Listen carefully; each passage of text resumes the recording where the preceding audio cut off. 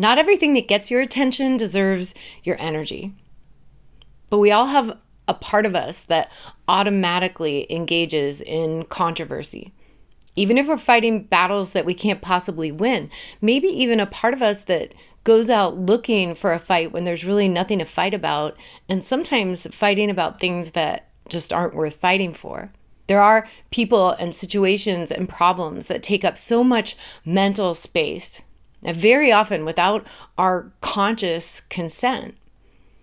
But once your attention is captured and held by any controversial subject, thoughts can start flying around really quickly, turning the internal landscape into a battlefield, taking over your emotions. And even if there's nothing happening on the outside, you're going to war, at least with yourself, sometimes with unintended consequences that can have a massive impact on your life.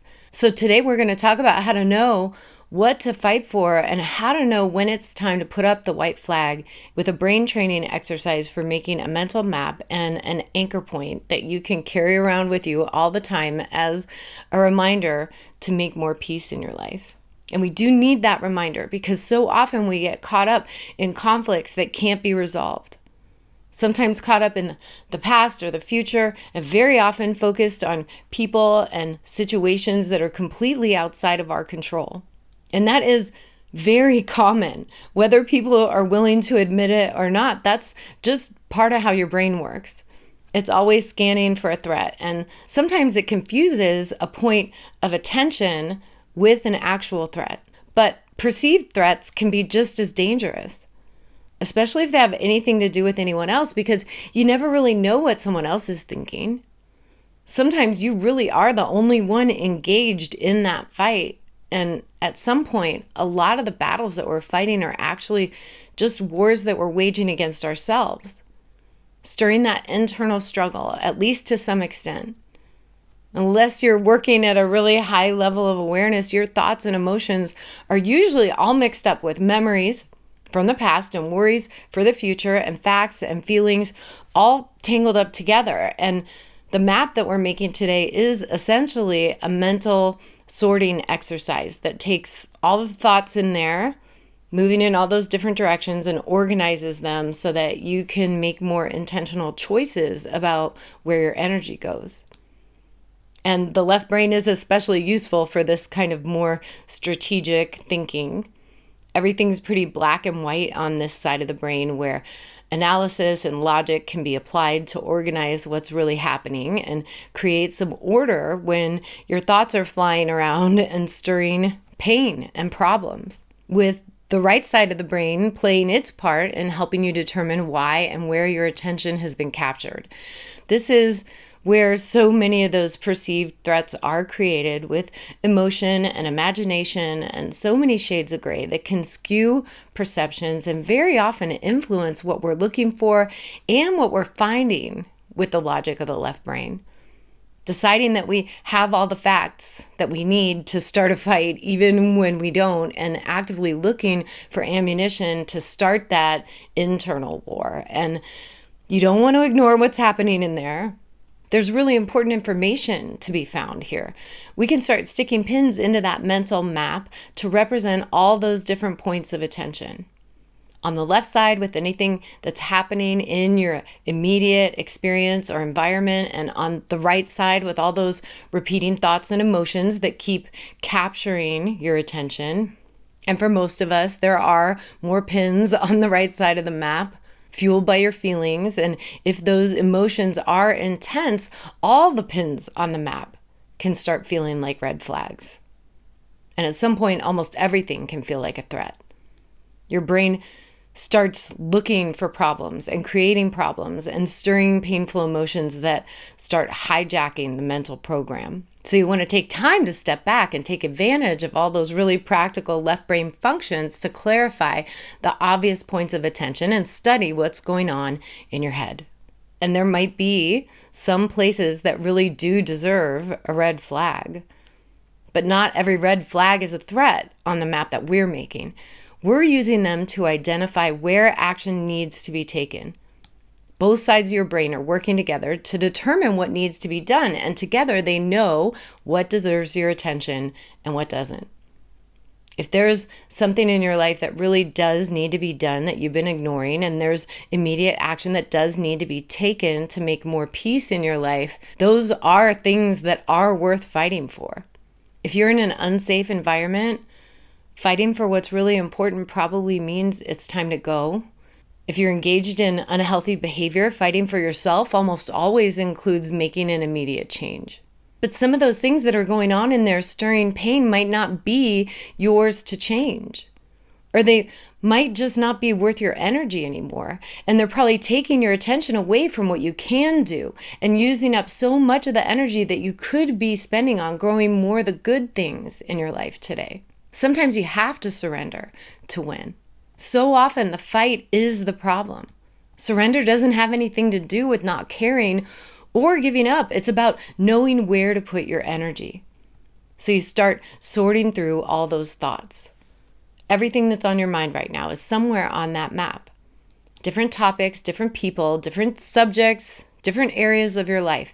Everything that feels like it wants your attention, especially if it feels like conflict. And even if that controversy is just growing in your own imagination, you want to write it down.